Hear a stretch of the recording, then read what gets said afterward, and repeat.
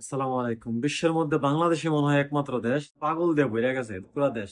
ইসলামটারে নাই করে ফলাইছে।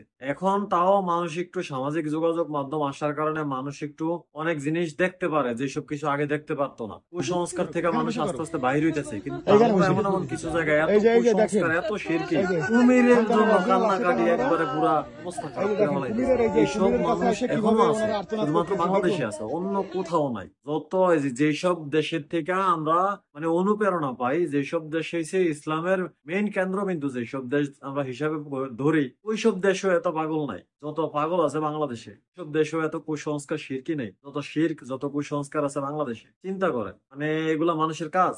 একটা কুমিরের জন্য কান্দা গাড়ি একদর হায় উদাস লাগিয়ে দিচ্ছে, হায় বাবা হায় বাবা। যত ল্যাংটার মাজারা, যত গাইনজুটি মাজার, সব এইসব ফালতু মহিলারা যায়। আর মনে করেন যে ওই যে দড়ি বান্ধায়, সুতা বান্ধায়, এই করে এই করে, সবার কাছে হইলে বাবা মনে করেন যে পোলা ফাইন দিয়ে দেয়। হ্যাঁ, ছেলে না মেয়ে নাকি বাবাই নির্ধারণ করবো। তাকফিরুল্লাহ।